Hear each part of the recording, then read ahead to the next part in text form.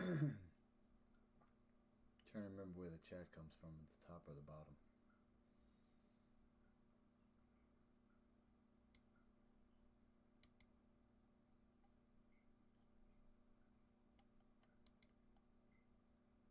Check, check.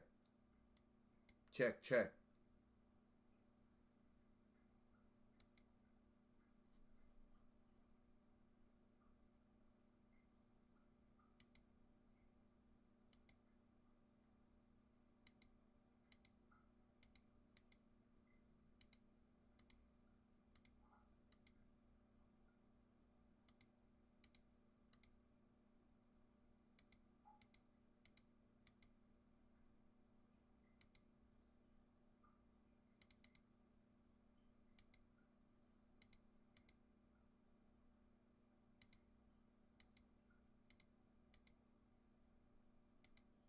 Hmm.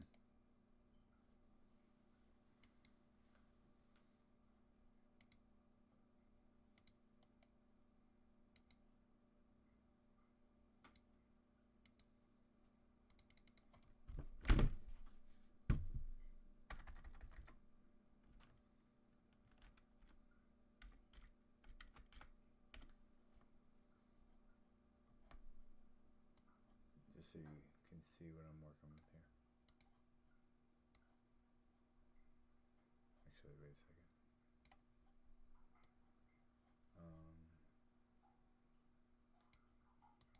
It's over here.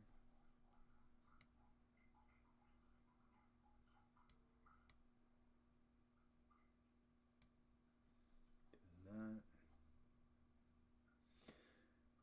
And see here.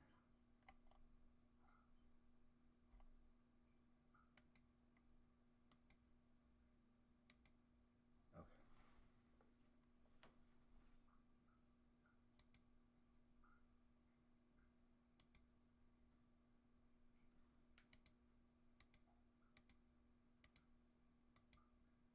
Hey, did it.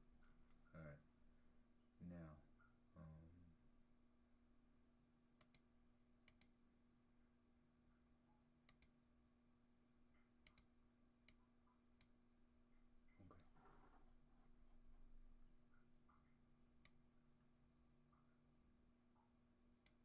Boom. Pow.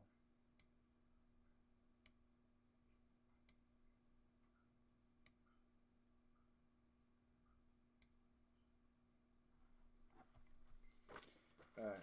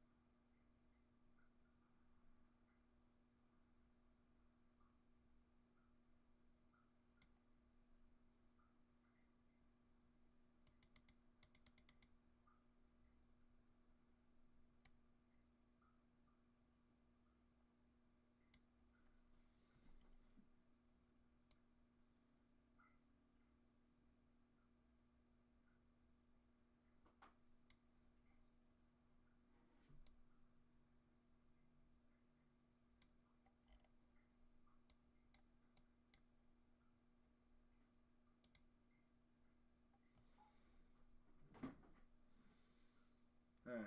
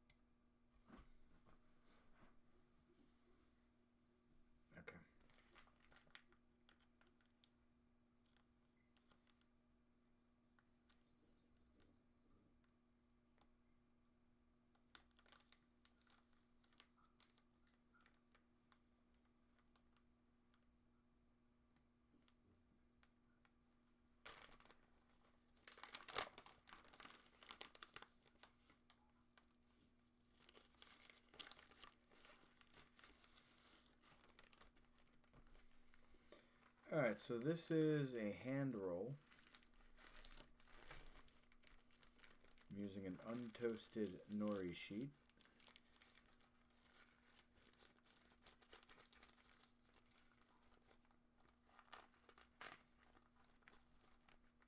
Shit. Only got 10 of these.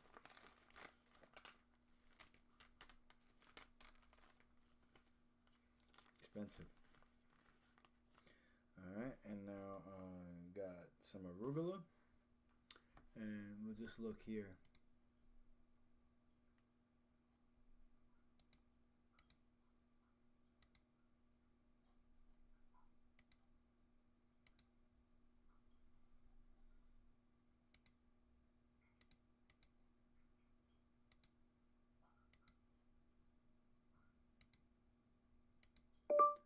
How to make a sushi hand roll. Temaki.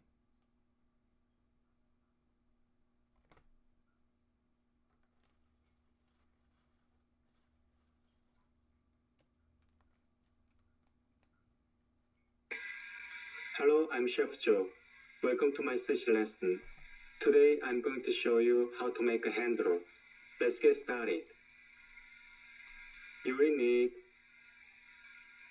sheet of seaweed, shredded crab meat or crab sticks, slices of avocado, slices of cucumber, sushi rice,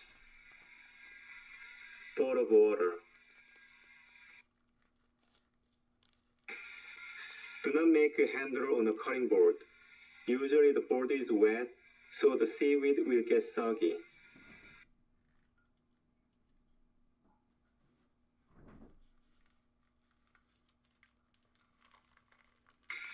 The hand that holds the seaweed should always be dry. Spread the rice diagonally across the seaweed, taking up the least amount of area.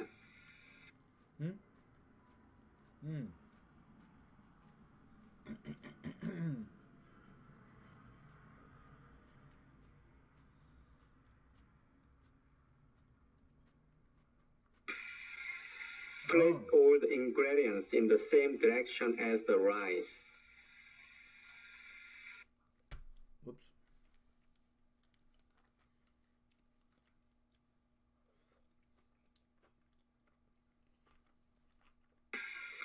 Do not fold the seaweed to the very top, because it will not hold any ingredients on the bottom of the roll. Instead, fold the seaweed so the tip is about a third away from the top of the seaweed. Ah.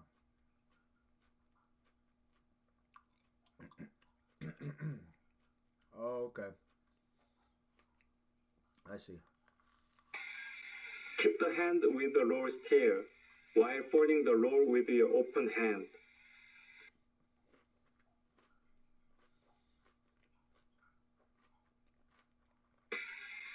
Thank you for watching. I'll see you on my other videos. Okay.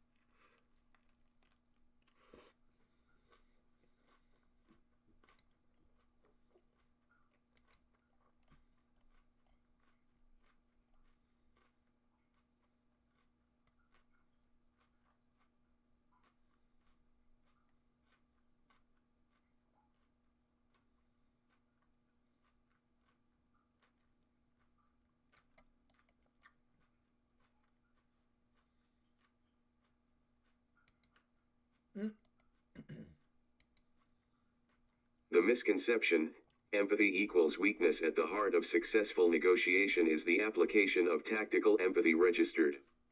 However, many people struggle with the concern that being empathetic will put them in a position of weakness, and will hinder them in achieving their goals.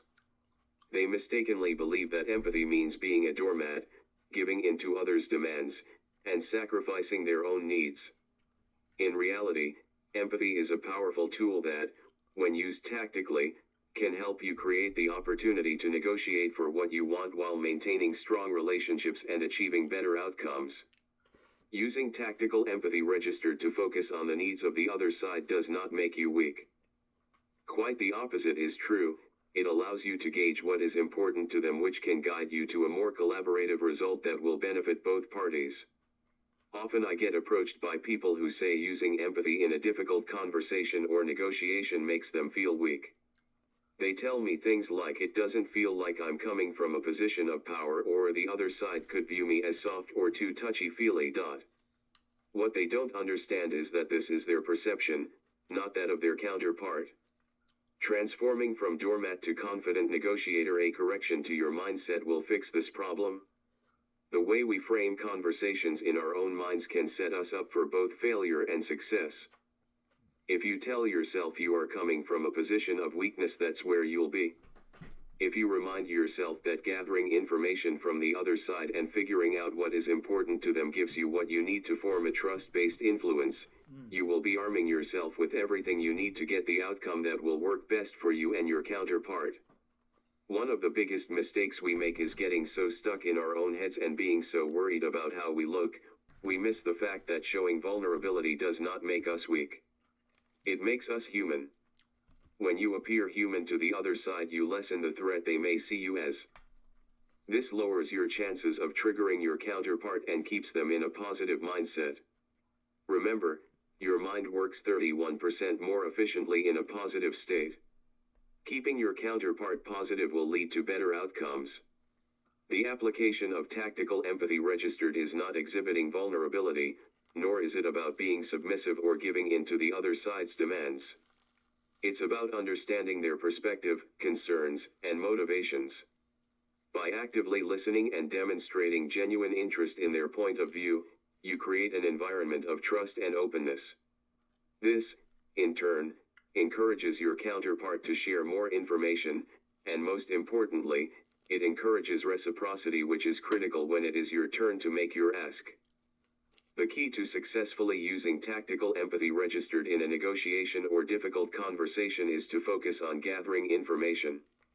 Think of the acronym, WAIT, why am I talking? Why?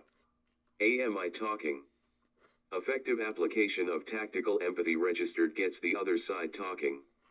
When you encourage the other person to share their perspective, you gain valuable insights into their thoughts, feelings, and motivations. This information is crucial for understanding their position and finding a mutually beneficial solution. By expressing genuine interest and curiosity through the use of the Black Swan method, you create a safe space for the other side to open up and share more. If you are doing most of the talking, you are not learning. Ask calibrated questions trademark that invite your counterpart to elaborate on their position. Use phrases like, how does that line up with what you envisioned, or what are your thoughts on? To encourage them to share their insights. As they speak, pay close attention to their words, tone, and body language. This will give you a clearer picture of what matters most to them and what they hope to achieve. Another powerful tool in your skill set should be the use of labels trademark, simple, straightforward statements that acknowledge your counterpart's feelings or situation. For example, you might say, it seems like you're feeling frustrated with the current arrangement, or it sounds like you're concerned about the project timeline. By validating their emotions, you show that you're listening and that you care about their perspective. This helps to build rapport and trust, which are essential for a successful negotiation. Mirrors trademark and dynamic silence trademark are techniques that keep the conversation flowing. By repeating the last few words of the other person's statement or simply remaining silent, you create space for them to continue talking. This allows you to gather more information and gain a deeper understanding of their perspective. Once you feel that you have a good grasp of the other side's view, you can use a summary trademark to articulate their position clearly and concisely. This summary acts like a bow on the delivery of tactical empathy registered, demonstrating that you have heard and understood their concerns. Summaries trademark are also great for transitioning to the next phase of the conversation where you can begin to introduce your own perspectives and ideas. A summary might sound something like, "So far you have said you're concerned about the project timeline and the potential impact on your team's workload. As a result, you want to ensure that we have a realistic plan in place that takes these factors into account."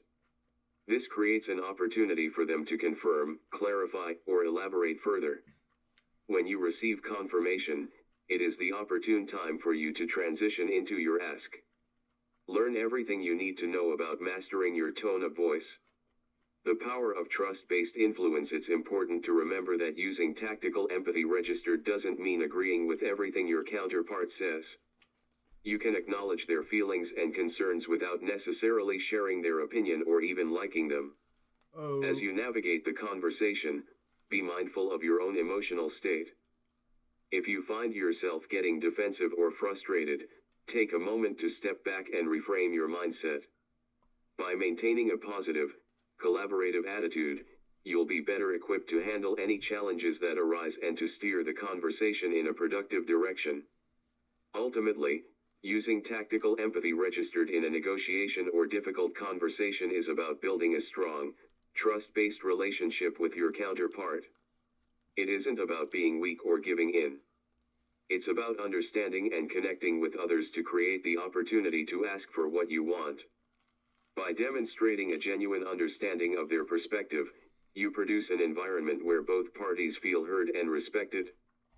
When you master the art of combining tactical empathy registered and collaboration, you unlock the true power of a negotiation and open the door to more successful interactions in every aspect of your life.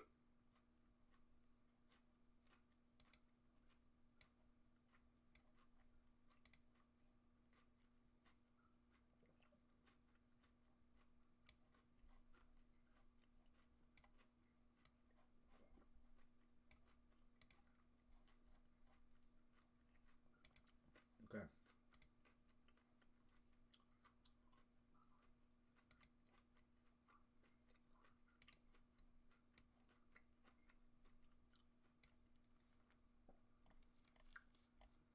Oh yeah.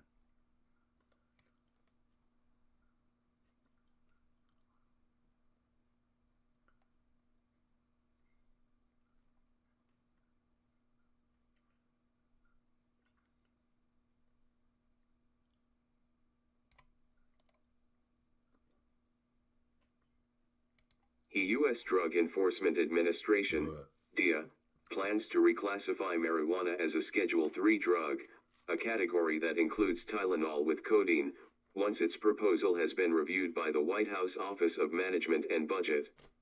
As of 2024, marijuana has become legalized for recreational use in 24 states, with 38 permitting its use in medical contexts. In December 2022, President Joe Biden moved to pardon all U.S. citizens who had been convicted of simple possession, attempted simple possession or use of marijuana.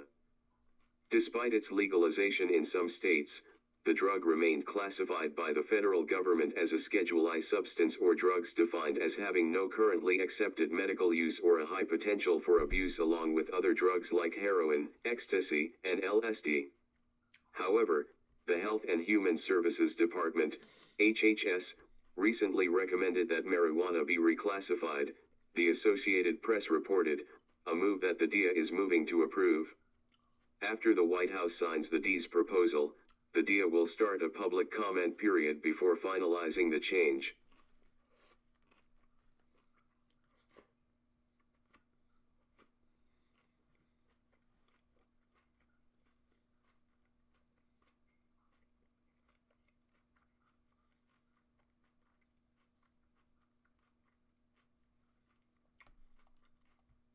I'm all for it.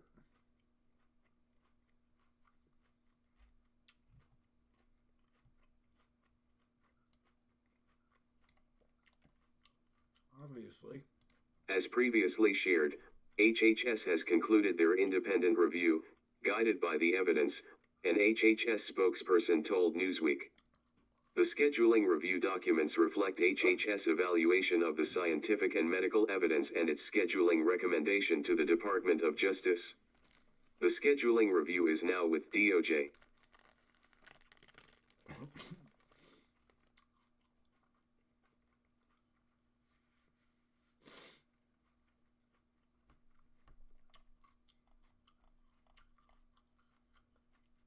So basically what it's saying is that the medicine is in. They know it's good.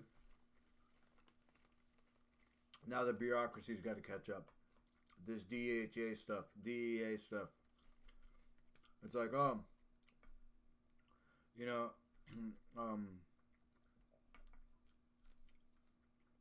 Johnny got the cops called on him, and he ended up in jail.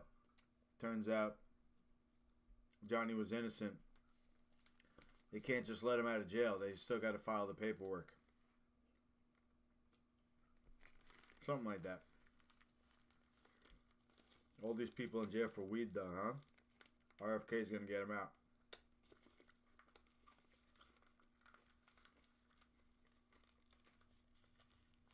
Day one.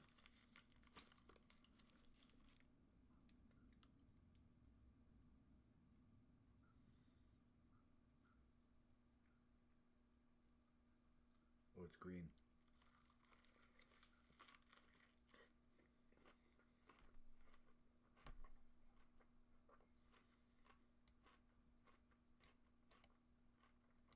Under Schedule 3, marijuana would join drugs like Tylenol with codeine, ketamine and anabolic steroids. Schedule 3 drugs, substances, or chemicals are defined as drugs with a moderate to low potential for physical and psychological dependence, the D's website says.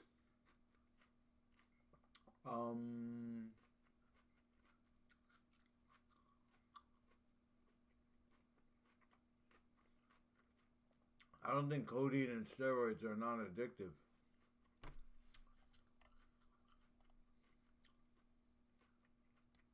But what do I know? Not much. The historic shift would be the first time that marijuana isn't classified as a Schedule I drug since 1970, when the Controlled Substances Act was signed. Although the DEA plans to reclassify marijuana, it wouldn't make the drug federally legal.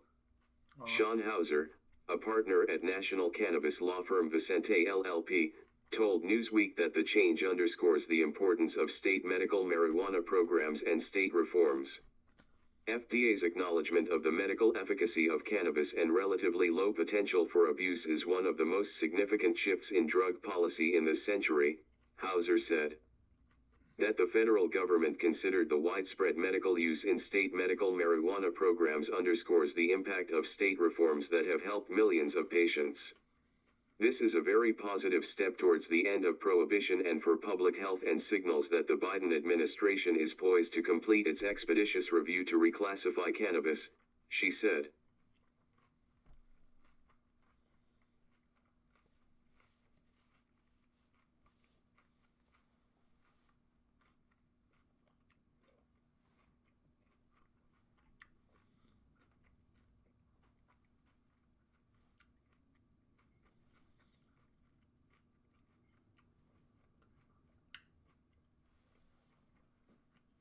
My ex-girlfriend lived in Hamilton, Ontario. I went to visit her and this was probably 10 years ago. Maybe not that long, but close to it. We went to a dispensary. First time for me, but it was cool. You grow your own? Nice. You got your own house or apartment? What kind of setup you got? I'm guessing indoor, right? You got a closet? The government weed is garbage? Don't they buy from like actual farmers though? Or they have government facilities that grow them? I could see that that'd be shitty. But I thought, because in like California and stuff, it's like private growers that sell to the dispensaries or something. I'm not sure exactly, but I think this cucumber was NG.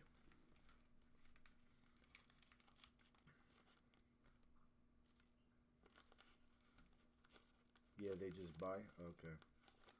So how is it bad? Does that mean the growers are bad?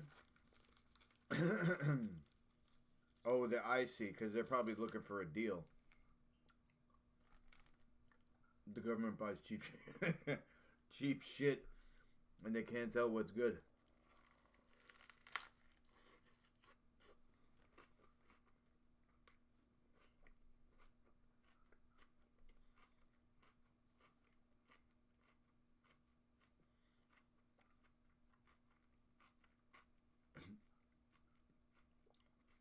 Imagine being the quality control for government weed.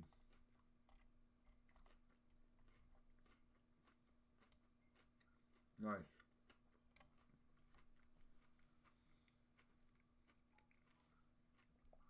I can't imagine there being a necessity for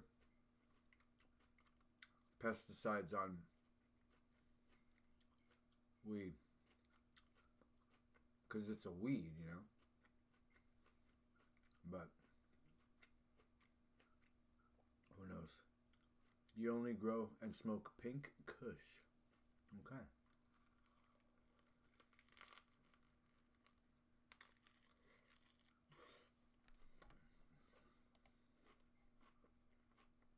David Craig, Chief Marketing Officer for cannabis brand Illicit Gardens, told Newsweek that reclassifying the drug was the next best thing to legalizing it federally.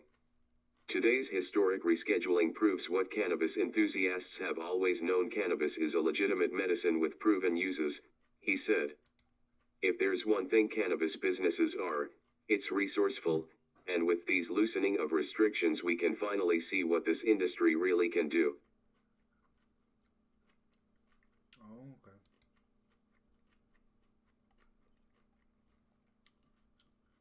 Pain and sleep problems. Potent relaxation effects. Sleepiness, euphoria, and uplifting feelings.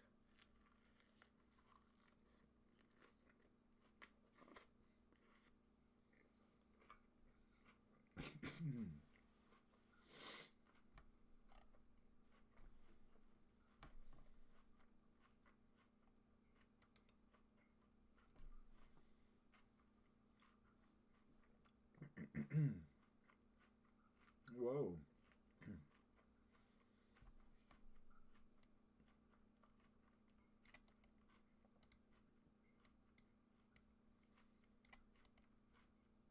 Also rightly called Pink God, because the hairs are pink and it makes you feel embraced by God.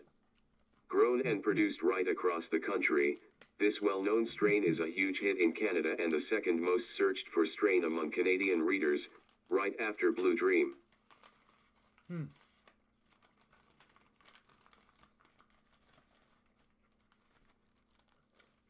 Pink goo. Okay.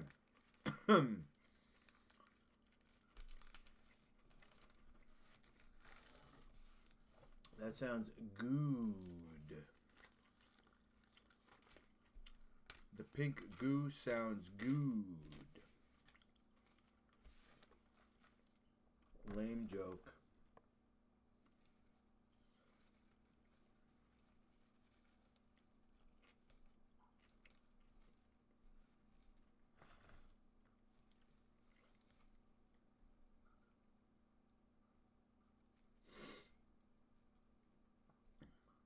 That's cool though, it's organic. A rabbit. These are leftovers from last night. I just didn't want it to go to waste, but I'm going to throw a lot of it out anyway.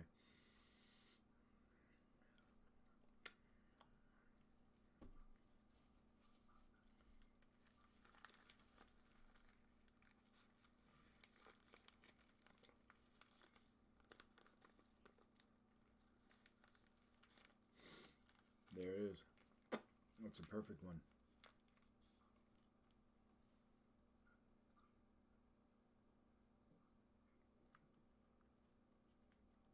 Tamaki hand roll.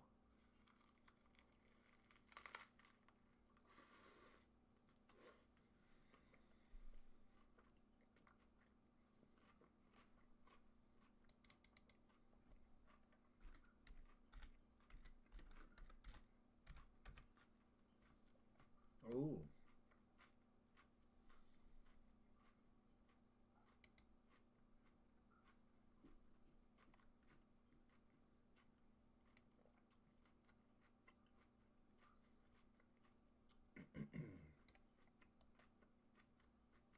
Rick Simpson oil, RSO, an oil made from the flowers of the cannabis, marijuana, plant, gets attention online from people who claim it treats cancer. There's no solid evidence for it, but some early research suggests that some chemicals in marijuana have future potential as a cancer treatment. Cannabis oil comes in many types and formulations. These include cannabidiol, CBD, oil, which is often part of medical marijuana. Unlike many other cannabis oils, Rick Simpson oil is high in tetrahydrocannabinol, THC, which is the main psychoactive chemical in marijuana. THC is the chemical in marijuana that provides the high. Online reports say Simpson is a Canadian engineer and cannabis activist. After a bad fall, he found that marijuana helped lessen his dizziness and other symptoms. Later, when he developed basal cell skin cancers on his arm, Simpson used cannabis oil as a treatment. As the reports go, his skin cancers went away.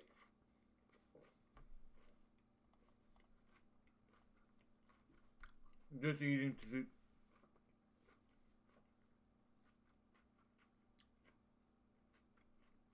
keep my jaws moving. Jet, you're not missing anything, bro. You're better off without it. I wish I wasn't. I wish I just went right to bed. That's what I'm going to do tomorrow. Tomorrow's going to be rough. No sleep. Eating right before bed.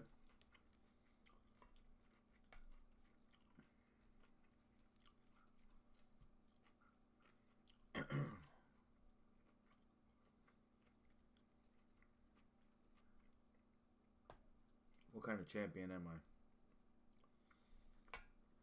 I'm in a bad way, Jay. I called you Rick. Rick Simpson.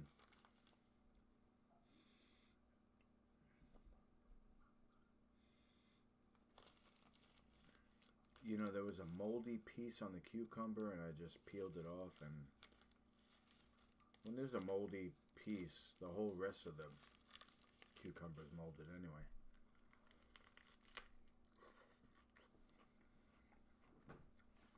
You're better off not eating, Jay. Too late.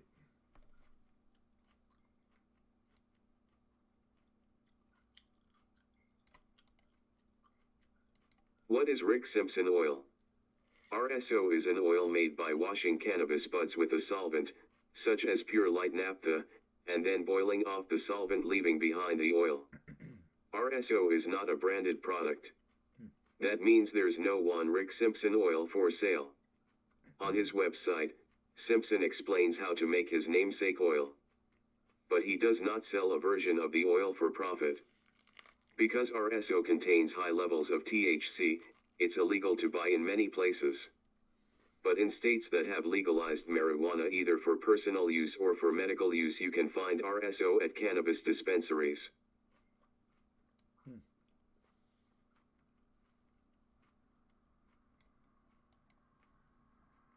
Can RSO treat cancer? Cannabis oils that contain THC may help control nausea and vomiting for people who are going through chemotherapy. There's also evidence that they can treat pain and improve appetite. But research has not shown that RSO or other forms of cannabis oil can treat cancer. Some very early studies on using THC to treat cancer have been encouraging, though. In animals and in the lab, studies have found that THC and other cannabis chemicals can stop the growth of tumors.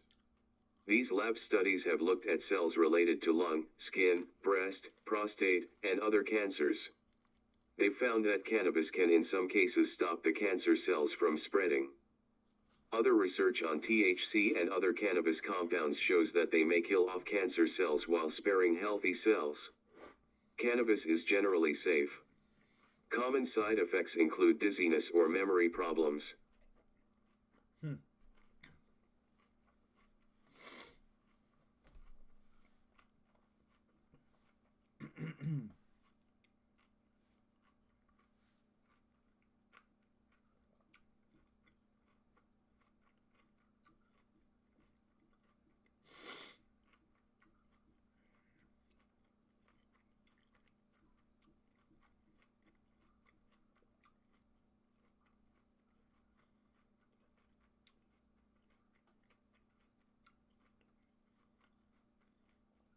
This is as close as anybody's in the medical establishment is going to come to admitting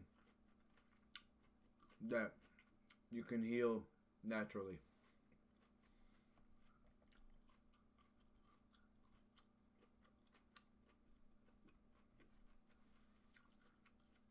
Some early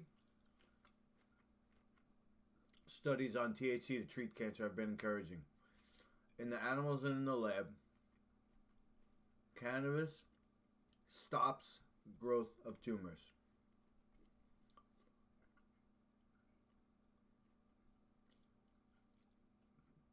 Stop the cancer cells from spreading. Kill off cancer cells while sparing healthy cells. Early, very early studies.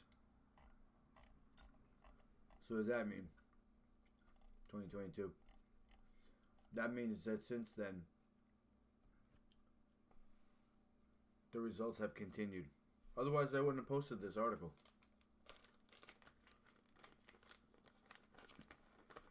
On Long Island, Jay. I agree, anything can be healed naturally. I agree. Long Island's not in New York State. And technically it's not in New York City either. But it's closer to New York City than it is to New York State.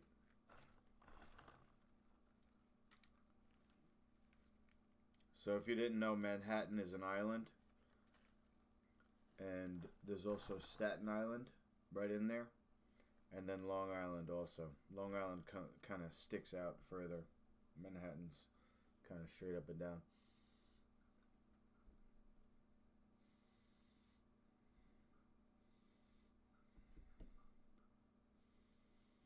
I'm trying to get a cucumber that doesn't smell like weird. I think I just gotta stop eating in general.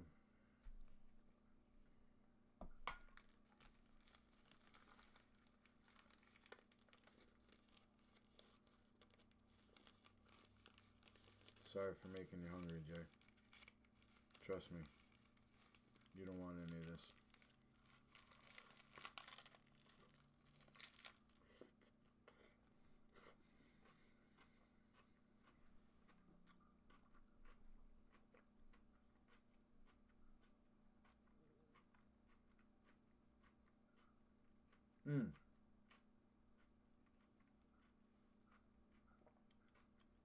When you say Mafia City, you mean New York City or Long Island? You wanna know something crazy? I've lived in New York my whole life. A 20 or 30 minute train ride from New York City. And I don't go there a lot. I used to. But I used to go right into study with Dr. Jubb. I didn't like explore the city. I pretty much could get around the city, but I would need help. I'd have to look shit up. Long Island, the big mafia city. Yeah, mafia, Masons. It's all connected. The fruit store where I go, it's called Cross Island Fruits. It's mafia owned. Easy.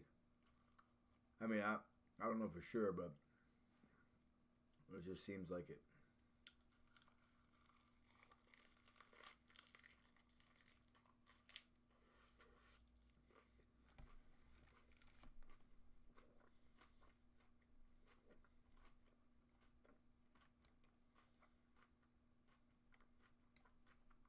All right.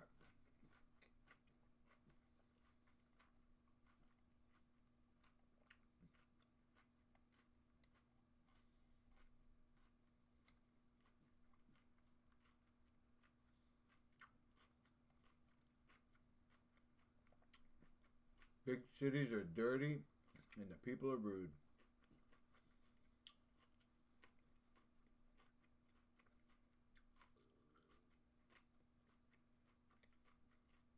Unless you're in Japan. And the cities are clean.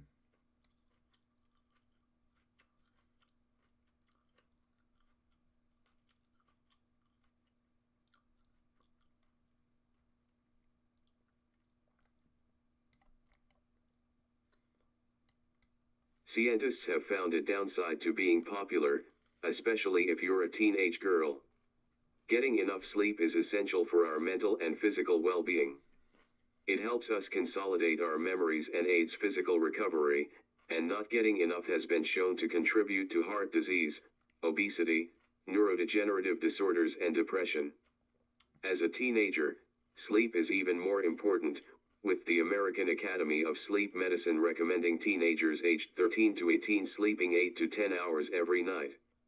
However, national surveys show that more than 7 in 10 high schoolers are not getting enough sleep. There are several reasons for this. One is that, from about the age of 13, our natural body clock shifts slightly later, so teens often find it difficult to get to sleep. Combine this with early school mornings, homework, after-school activities and screen time, it's no wonder many teens are struggling to get their Z's. Disease. It's actually criminal.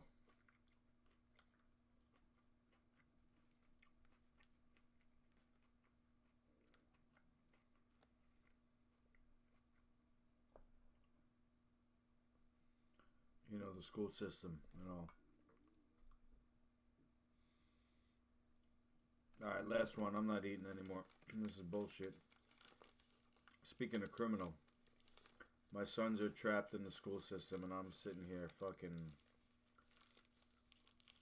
partying, eating shit I shouldn't, celebrating late at night.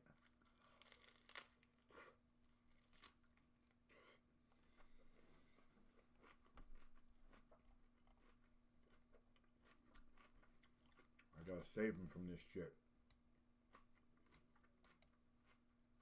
Not all teenagers are equally affected and, according to a new study published in the journal Frontiers in Sleep, the cool kids might be having the hardest time.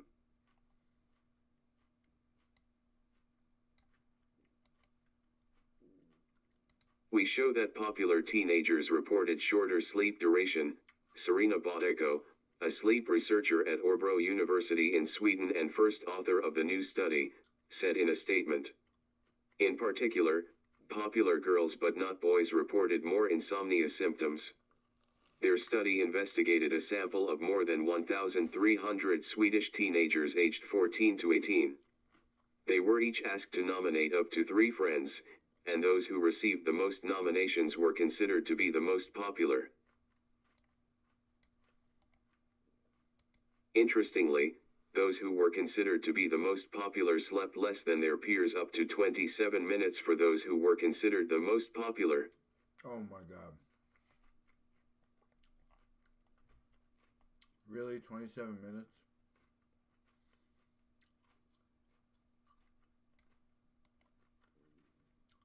So is this just because the cool kids spend more time texting?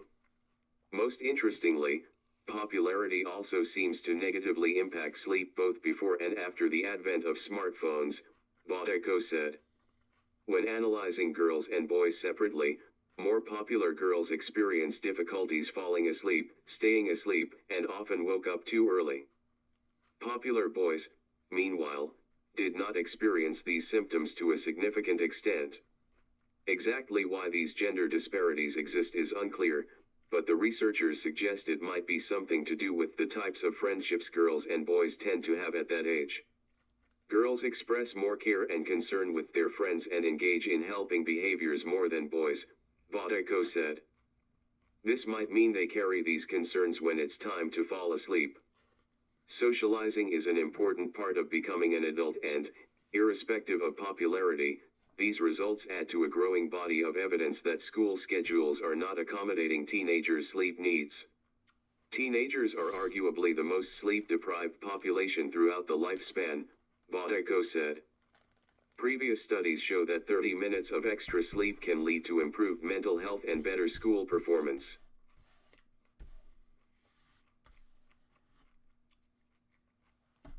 I didn't hear about that, Jay.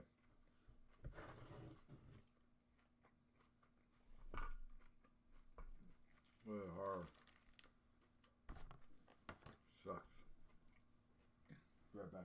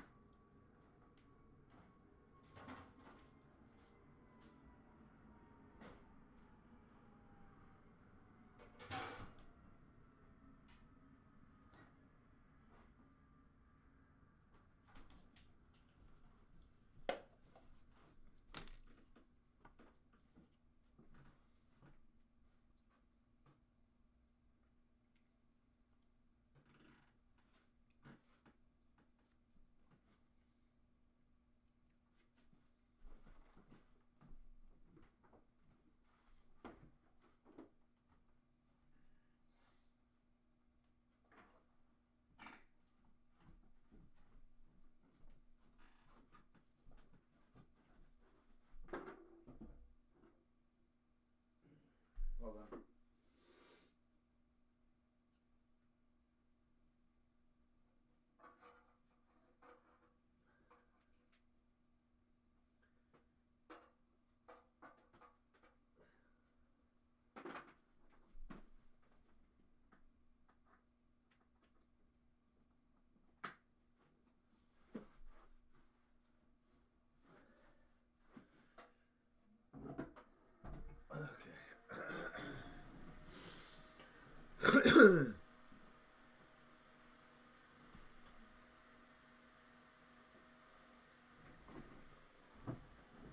Yeah, that's why I went crazy, man.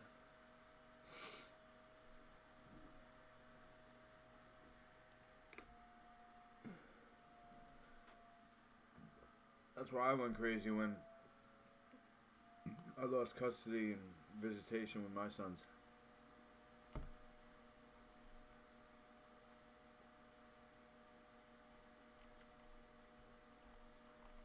Oh, see, this is why that 27 minutes actually matters.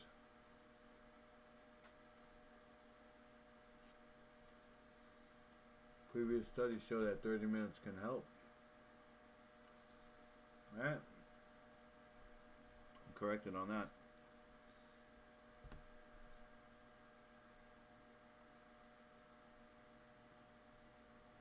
I'm just going to try to keep it in a flow.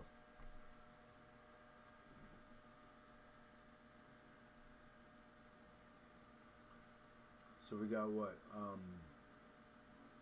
Kids sleep.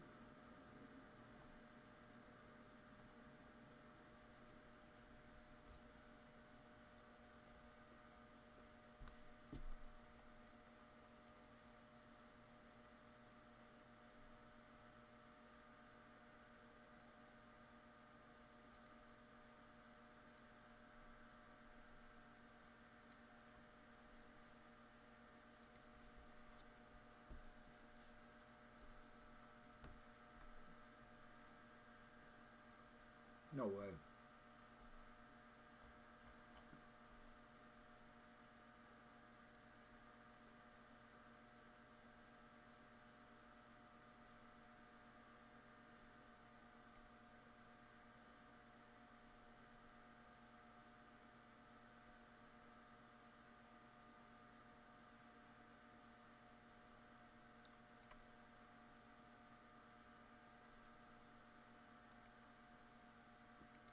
Academy of Nutrition and Dietetics, and the world's largest organization of food and nutrition professionals, plays a pivotal role in shaping the food policies issued by the U.S. Department of Health and Human Services, HHS, known as the Dietary Guidelines. As it works on the upcoming Dietary Guidelines for Americans, 2025 to 2030, it's important to note that the Academy's decisions on what is and isn't healthy for Americans are significantly influenced by its relationship with the ultra-processed food, UPF, industry. This relationship, which has seen the Academy accept nearly $15 million from multi-processed food companies, agribusiness companies, and Big Pharma, raises serious concerns about the objectivity of its recommendations and, instead, suggests it regularly contributes to the epidemics of obesity, diabetes, and cancer that are destroying lives. In 2023, the Keep You Sick Industries, my words, sponsoring the Academy, which is not entirely transparent about its corporate financial contributors, included companies making billions off ultra-processed foods. While the Academy's website recognizes participants in its sponsorship program, it conveniently leaves out even more, including advertisers of the Journal of the Academy of Nutrition and Dietetics, exhibitors of the Food and Nutrition Conference Expo, FNCE, marketing email list rentals, sponsors of dietetic practice groups, DPG, sponsors of member interest groups, MIG, or sponsors of foundation events and programs. This lack of transparency raises serious questions about the Academy's integrity and its commitment to public health. Even without knowing who was footing the bill for those influential groups, but they include baby formula makers, Big Pharma Goliaths who make diabetes and heart meds, the candy industry, and so on. 3 of the Academy's most prominent sponsors in 2023 were the American Beverage Association, General Mills, and Tate & Lyle. A quick look at the corrupt American Beverage Association, ABA, reveals it is a massive trade association representing hundreds of beverage producers, distributors, franchise companies, and support industries. Together, they bring to market countless brands of flavors and packages of addictive sugary drinks of all kinds: exercise drinks, sports drinks, energy drinks, juice beverages, soft drinks, carbonated waters, coffees, and teas. The ABA operates as a middleman between the beverage industry, the government, and the public and deems itself the national voice for the non-alcoholic refreshment beverage industry. Reinvigorating its image, the ABA website proudly notes that the company recently created and implemented national school beverage guidelines along with the Coca-Cola Company, Keurig, Dr. Pepper, and PepsiCo to bring more choices, less sugar.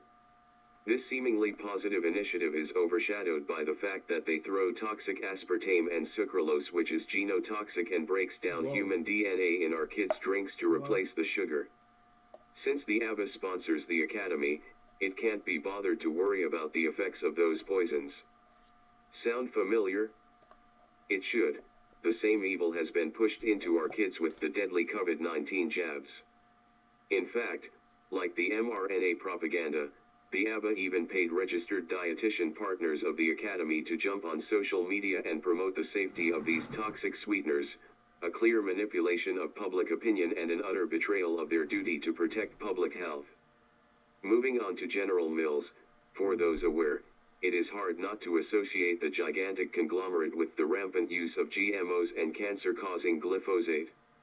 I cringe every time I see a mother feeding her baby Cheerios. General Mills' long list of largely ultra-processed products is a goldmine for those profiting from cheap, nutritionless, sugar and GMO-laden addictive goodies cleverly advertised as family-friendly foods. Unfortunately, the monopoly has also snatched up brands once considered healthier alternatives, like Annie's, Epic, and Cascadian Farms, leaving one tasked with being super prudent about how these brands evolve. For its part, General Mills is determined to normalize its unhealthy food products. David Shabern, chief executive of the Consumer Brand Association, which represents General Mills, has gone to great lengths to declare the company's ultra-processed foods aren't harmful to the human body. Shabern insists there is no reliable science-based definition for UPFs, stating the term unfairly demonizes all packaged food.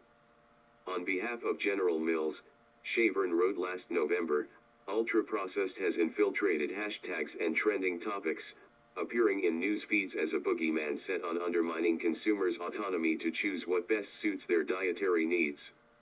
While evildoers assist the group every year, the last of the big three manipulating the Academy in 2023 and thus the health of you and your family is Tate and Lyle. If you're like me, you've never heard of the group that's been around 160 years. Facts. According to its website, one of the company's talents is to transform lives by making food tastier and healthier. The company manufactures all kinds of lab-created sugary and starchy concoctions and Splenda sucralose artificial sweetener. Sucralose is a marketing moniker that Tate and Lyle concocted with no connection to science. The company was undoubtedly banking on its similarity to sucrose, a naturally occurring sugar. In its first decade, Splenda was peddled as made from sugar, so it tastes like sugar. Several regulatory agencies deemed this to be deceptive advertising, as they should. We now know sucralose is linked to leukemia, weight gain, obesity, diabetes, and other chronic illnesses. Ass cancer. Besides accepting funding from the companies it should instead be investigating, UseRightK revealed that the Academy's internal documents establish that the company has, over the past few years, also invested in ultra-processed food companies, including $453,508 in stock holdings in Nestle S.A., and $265,227 in PepsiCo. Besides its food investments, Academy's internal records also highlight that it invested in big pharma outfits, including Abbott, Johnson & Johnson, Merck & Co., Allegra, Perrigo, and Pfizer Inc. Nothing to see here. It's going down, Thankfully, the FTC has cracked down on the shady manipulation of public health with false advertising, but more needs to be done. Besides slapping the wrist of the puppets working for the Academy and UPF giants for not disclosing who was behind their social media posts to exploit followers with fake news, there needs to be an overall shift of focus highlighting the destruction caused by counterfeit foods and sinister policies attached to greed. And the Academy must be held accountable. When asked by journalist Cheryl Atkinson how the Academy of Nutrition and Dietetics gains such prominence as a nutrition group that certifies people and holds such sway, UseRightK's Gary Ruskin remarked that their taking of bribes is a sin of omission sort of thing. He explained that when you look at what the Academy says about UPFs, what they don't say is don't eat added sugars and don't eat junk food and don't eat candy. It's a symbiotic relationship that works because that is precisely what the ultra-processed food companies want them to do: stay away from the don'ts.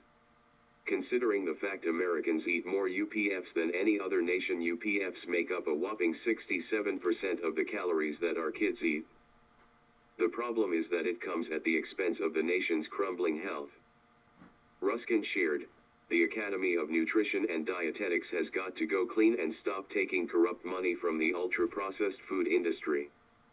But people have got to demand it and say, look, we're not going to listen to dietitians anymore until they're honest. The big picture is that our nation's dietitian organization is not trustworthy for information and that people need to find better sources of information, sources that do not have conflicts of interest.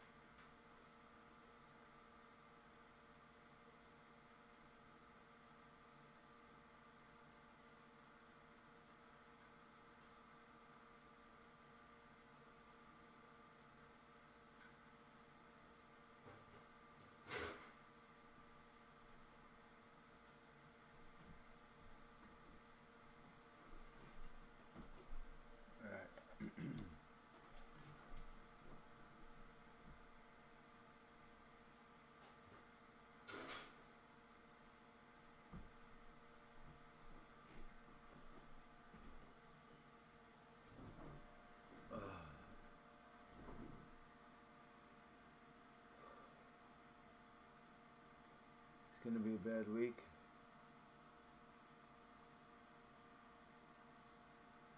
Hold and wait. But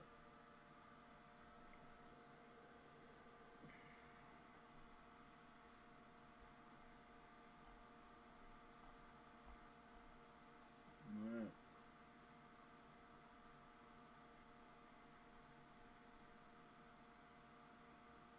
I'm gonna end at 2. Try to get a little sleep.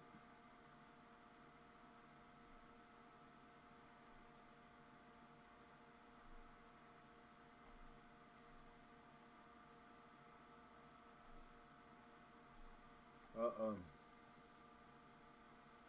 Speaking of corrupt doctors, needs new medication, of course. The medication's what got her this bad, you dolt.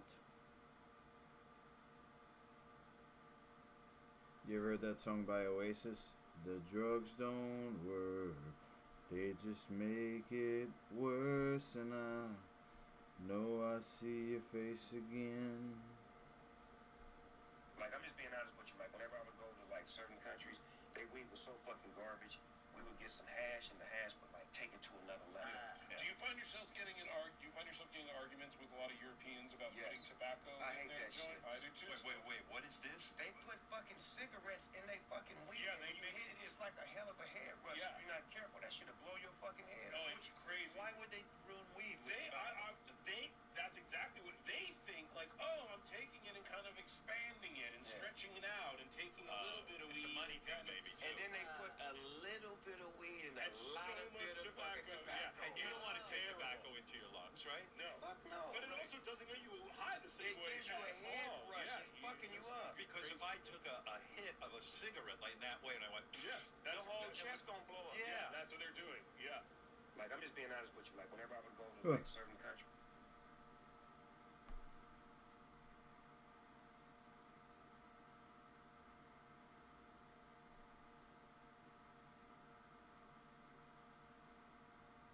A ton.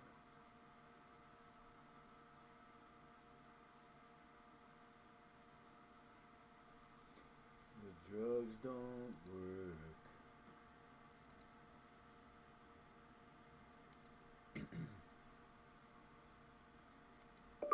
The drugs don't work, they just make it worse. Oh, the Verve. Duh.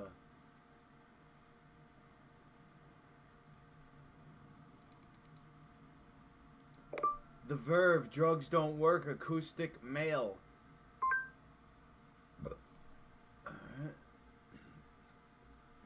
We gotta get a non-copyright. This guy's looking too soft here.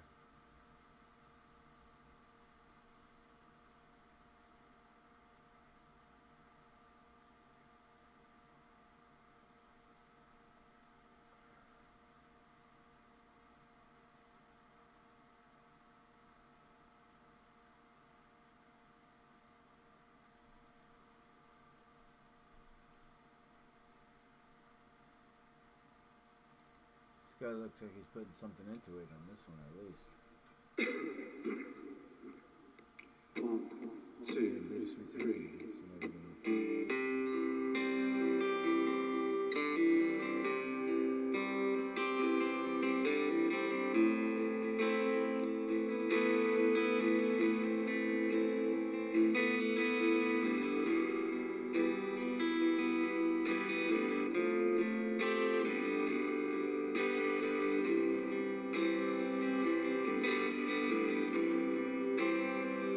All this talk again, no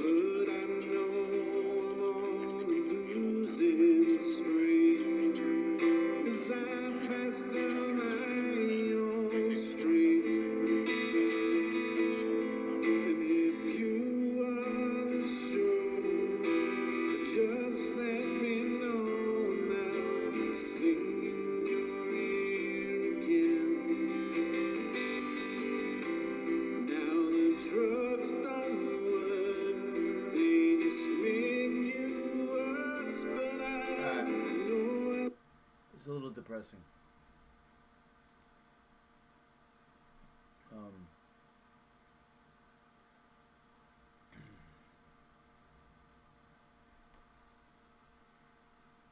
Famed Hollywood psychiatrist? Oh, God. She's spending excessively? Alright, well, no need to drug somebody down just because they got bad money habits.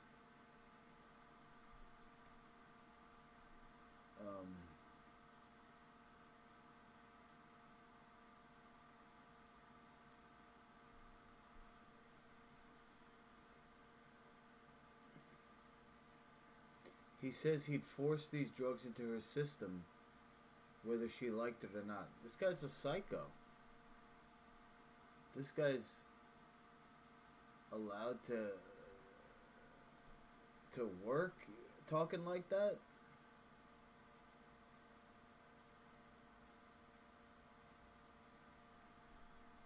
Not cool.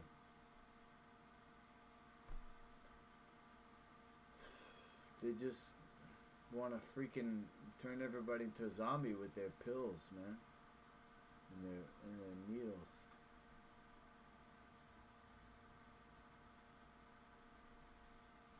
I gotta go to bed, my eyes won't stay open.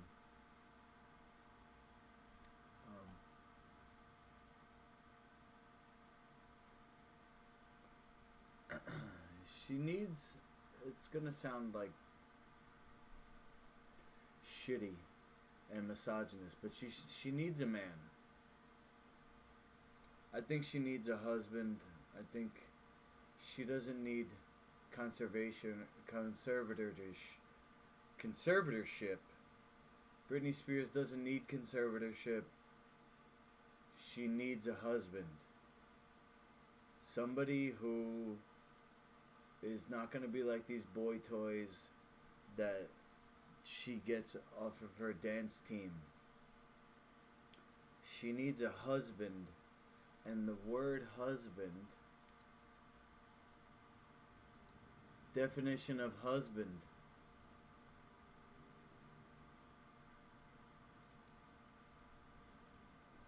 noun.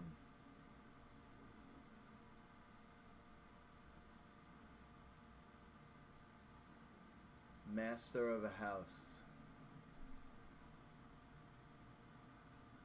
There you go. Manager. You see? This is not misogynist. It's just that if she had somebody who was like a manager, who she respected, listened to, and however he got that respect, whether he had his own money or, you know, he had a big thing that she liked, you know what I'm talking about? If he effed her brains out and just, she was so pleased after that, she was just a pleasant, you know, wifey. I don't know how else to put it. I don't think a conservatorship is the way to go at all. That just seems like torture, man. That seems like a fate worse than death. It seems like what's happening to Richard Sir Doyle. It seems like what's happening to Cherry. They just get trapped. Like he's trapped in his room, in his house. She's trapped in the hospital. I guess I'm trapped in this apartment building, huh?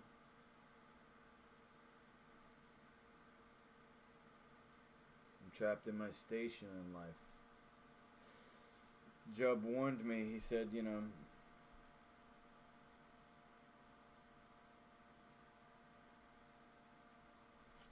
if you don't have your freedom, you can't do what you want. If you can't do what you want, you don't have your freedom. So if you don't have the freedom to do what you want, it's kind of like you're in a jail. If you can't live out of a suitcase and pick up at the drop of a hat, you're in a jail. And not that I'm upset for any reason about having kids. I think they saved my life in a way. but I didn't get pregnant from them to save my life. I got pregnant because you know, me and her, we about to say we belong together. That's how sleepy I am. We wait, what was I saying? I'm just delirious. I don't even know what I'm saying. And I don't remember what I said either.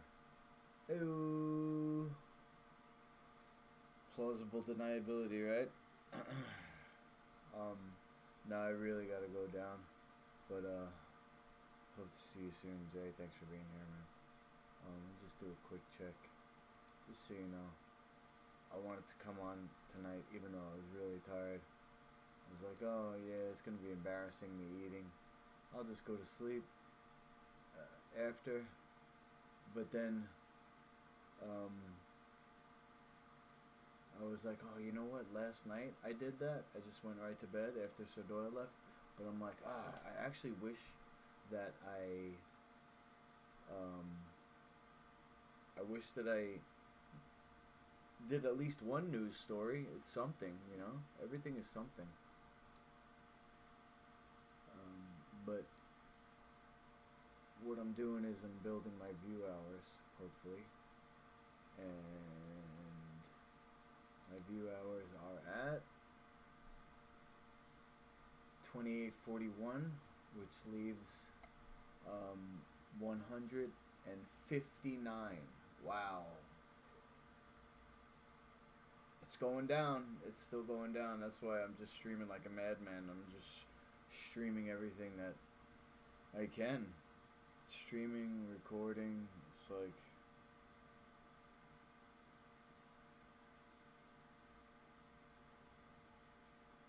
Am I trapped? Trapped on YouTube? Trapped in my phone?